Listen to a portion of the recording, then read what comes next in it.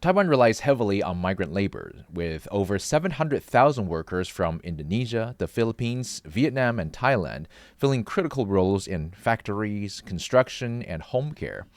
These workers sacrifice a lot to be here, but in return may face harsh working conditions, unfair wages, and little legal protection. For migrant mothers, the challenges are even more severe. Many leave their own children behind to provide for them from afar, while others who become pregnant in Taiwan risk losing their jobs or even being sent home. Strict policies, lack of support, and social stigma create an impossible choice between financial stability and motherhood or family. What does this mean for the women at the heart of these stories, and what, if anything, is being done to change their situation? To help us unpack these issues, I'm joined by journalist Sean Lin of Focus Taiwan, also known as CNA English News. Sean has covered migrant workers' rights in depth and brings a wealth of insight into the realities these workers may face every day. Today, we're taking a hard look at a topic that often goes unnoticed, but it's vital to Taiwan's economy and society: the plight of migrant workers, especially migrant mothers. This is Beyond the Reefs, and I'm Joey Chou.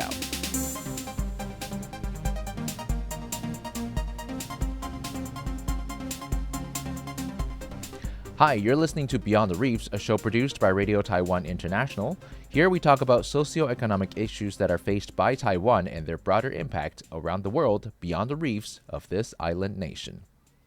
Like we covered, today's guest is Sean Lin, who is a journalist and reporter that works for Focus Taiwan, also known as CNA English News, to help us unpack the depth and plight of migrant workers and migrant parents here in Taiwan. First, let's give Sean a chance to introduce himself.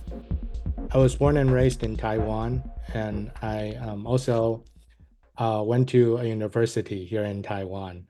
And I've been working as a reporter for 9 years now. I've been working at Focus Taiwan or CNN English News for almost 3 years. I cover issues about defense, migrant issues, and also culture.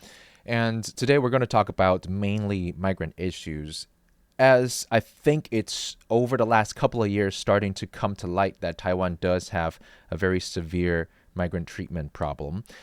Most of it, I think, from the COVID-19 period, where we heard a lot about the living conditions and the less than ideal treatment of migrants. So can you sort of paint just a very broad stroke general idea of what we're facing here in Taiwan? Sure. I think migrant workers have a real struggle for survival here in Taiwan because, first of all, their salary is very low. For living caregivers, the monthly minimum salary is only 20,000 NT, so much lower than the minimum salary stipulated in the Labor Standards Act.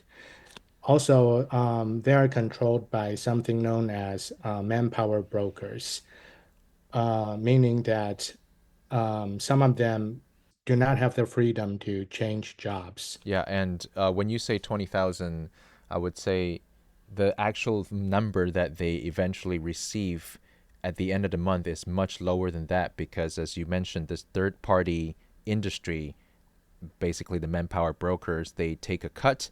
Sometimes they take more than their fair share because before the migrant workers arrive in Taiwan, the number of this fee, this brokerage fee that they're supposed to pay. And if the migrant workers aren't able to pay that up front when they arrived on the shores of Taiwan, then they can pay them an installment, which is taken out of their monthly pay stub, which means that they receive even less every month. Is that correct? Exactly. And the funny thing is, it's actually illegal to collect brokerage fees. Oh, So I was told by NGOs and activists that they change a name for that. They call it service fees. that's And that's also deducted from the migrant workers' monthly salary. Yeah. So they don't, and sometimes they, aside from, the money aside, sometimes they don't really get breaks. It depends on the employers, obviously, a lot of migrant workers, especially these domestic workers, they would have to just work around the clock, 7 days a week. And that's why there are a lot of quote unquote runaway migrant workers here in Taiwan. So the mistreatment of migrant workers is starting to really come to light. But today, Sean, I really want to speak with you about the childcare of migrant workers. As you know, to give birth to kids as a female migrant worker is never easy in really any occupation around the world. Maybe, slightly better in, I would say, Northern Europe, Scandinavian countries, but here in Asia, it certainly is a problem just to get and enough support from your employer. However, I'm sure it is even more difficult for migrant workers to have kids here in Taiwan, eh? Oh, yeah, that's true.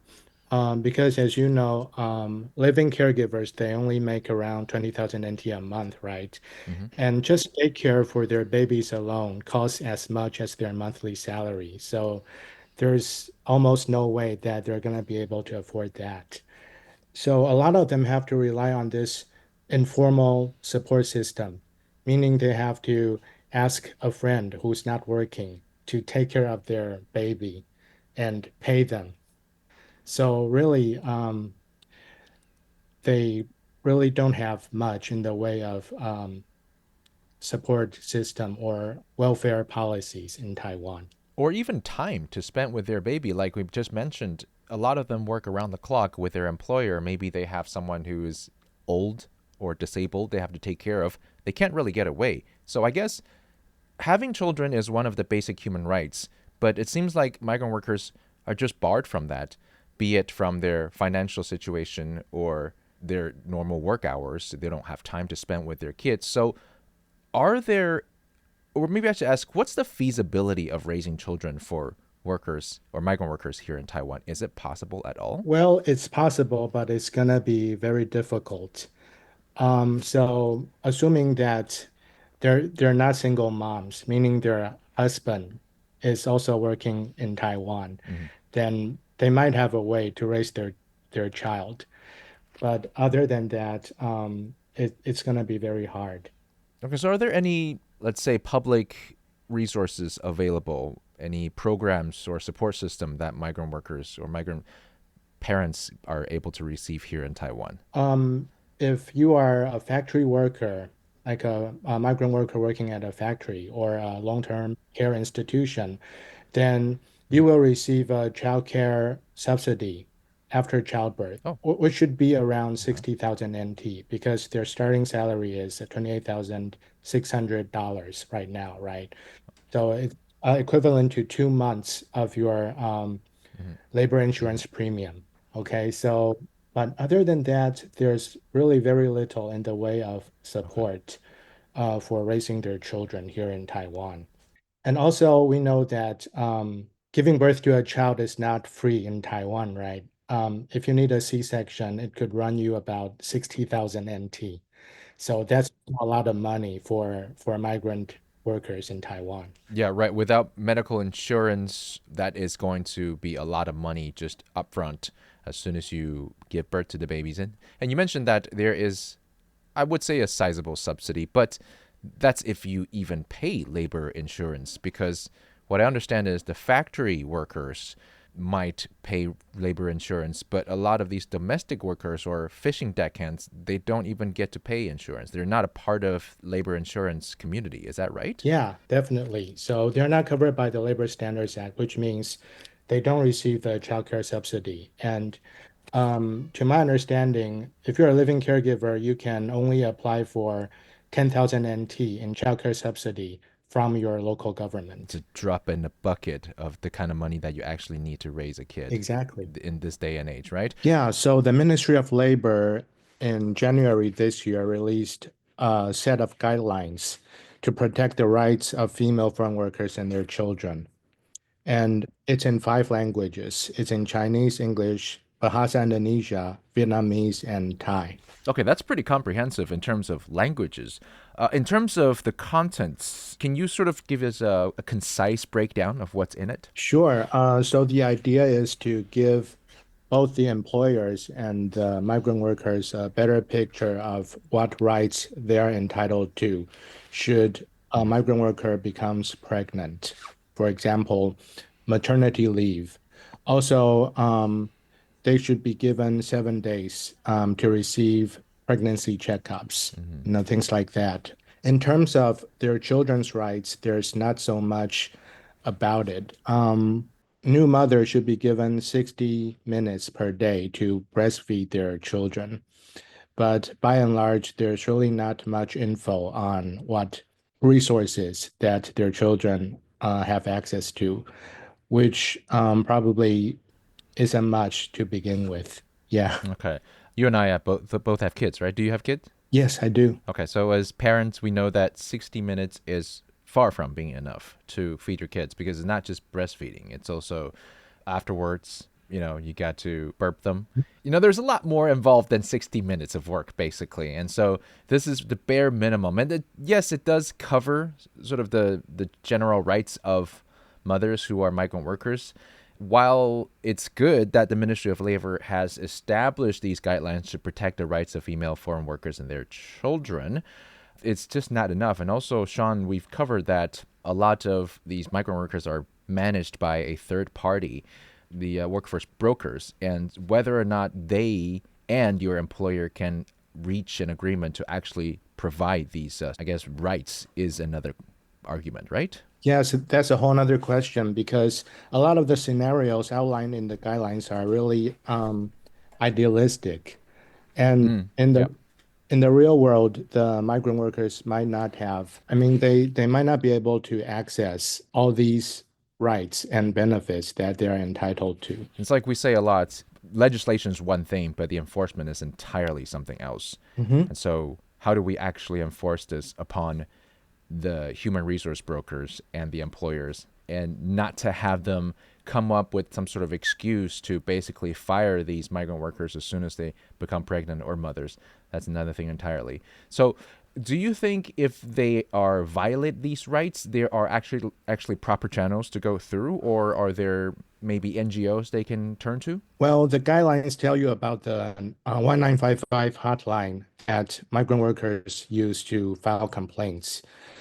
But according to Li Kai, who is a migrant rights advocate at the NGO Garden of Hope Foundation, the ultimate right to decide whether or not to punish these offenders, these employers who violate their migrant employers' rights, rests with the local governments.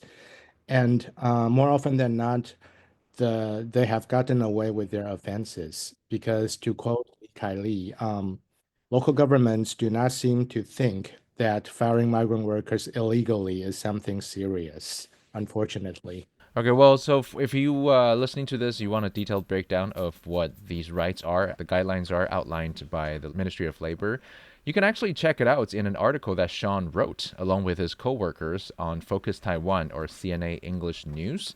It's titled "Guidelines on Female Migrant Workers Draw Mixed Reactions," and today it draws mixed reactions between you and I. Can we compare how that stand next to, for example, a Taiwanese national? Like, how much do Taiwanese nationals receive, just approximately, from childcare support, compared to what we just talked about with migrant workers? Sure. My wife and I, we received close to 100,000 NT just in childcare subsidy alone. Because, like I said, it's 2 months of your labor standard, labor insurance premium, right? So, um, and on top of that, we also receive what the government calls the child rearing subsidy, which is 5,000 NT per month. And migrant workers, they don't get any of that. So they're really on their own. Okay. I think a very serious problem in Taiwan facing migrant workers is that they can actually earn more working in the informal sector than they can working legally. So while I was interviewing Control Yuan member Wang Youling, so she told me that for the third terminal at the Taoyuan International Airport, which is currently under construction, that amount. So within the first half year of the project's conception, um, 26% of the migrant construction workers there had already ran away. So yeah, I think it's a very serious systemic problem in Taiwan. So I guess the systemic problem is there are a lot of Taiwanese people who are more than willing to pay migrant workers more than the fair share, for their services because Taiwan does have a labor shortage problem for at least Taiwanese Mhm. nationals, right? Yeah, a lot of sectors in Taiwan are facing labor shortages. So a lot of Taiwanese people are maybe hiring migrant workers under the table. Yeah. So you said you spoke with someone from Control Yuan, which means that you, in the process of doing your reports, you've spoken with a lot of people. Did you speak with legislators? Do you know if there are any interest in working on bettering the living conditions of migrant workers? Um, I haven't, but I can tell you that some lawmakers like Wang Yuming from the KMT, she's very concerned about the rights of migrant mothers. And also, there's another one from the DPP, one or two. Last year, some lawmakers from the DPP, they tried to get the government to pay the living caregivers or domestic caregivers childbirth subsidy as well, but that proposal was eventually rejected out of concern that the general public here in Taiwan would complain. So it sounds like there need to be more push to drive up awareness for the general public. So on that front, how do you think Taiwan so far is our society is perceiving the migrant workers and their families? And are there initiatives to promote better integration and understanding between the two communities, the local and the migrant worker communities? Well, I haven't seen any initiatives, government initiatives to promote integration between Taiwanese people and migrant workers, sadly. I remember last year when I was in New Taipei covering International Migrant Workers Day held by the New Taipei city government. So they invited a very popular singer from Indonesia to a plaza in front to the plaza in front of the Banqiao train station to perform. And there were no Taiwanese in attendance because they didn't think about inviting Taiwanese to join in the celebration. Oh, I see. Yeah, there's really not much that the government, Taiwanese government has done to promote integration, but I'm seeing more and more prayer rooms at train stations, also by fishing ports. So it goes to show that the Taiwanese government has become more aware of the need of Indonesian migrant workers to practice their religion, which is Islam. I think that's a positive development. Yep, that's true. That's a good thing. And I mean, it's only natural. There's been an increasing number of Indonesian migrant workers coming to Taiwan. However, it saddens us to say that there doesn't seem to be much push for integration between them and the local Taiwanese societies. It'd be nice to see more events to bring people together. Now, I do know that there is an entity, I think it's an NGO called the Migrant Empowerment Network in Taiwan, sort of an alliance of migrant worker associations, and they're definitely calling out for the government to do more for the migrant workers. Do you recommend our listeners to any other channels to learn more about migrant workers? And I know of some online news outlets that cover news about migrant workers, but other than that, I don't think there are any well-known channels that people can go to learn about um, migrant workers. And hence the bulk of the problem today. That's exactly it. There's not a lot of sources of information for migrant workers' well-being, their conditions here in Taiwan. So we can definitely push better for that. In the meantime, I'm sure, Sean, you're going to continue to write more articles and do more reports on the plight of migrant workers here in Taiwan. So thank you for that. And our listeners, you can follow CNA English News. How is there a way to find specifically what you write? Do we go to CNA and type your name? Is that enough? You can go to focustaiwan.tw and type in my name and search for, Sean Lin. yeah, Sean Lin. All right. So thank you so much for joining us today, and I really appreciate it.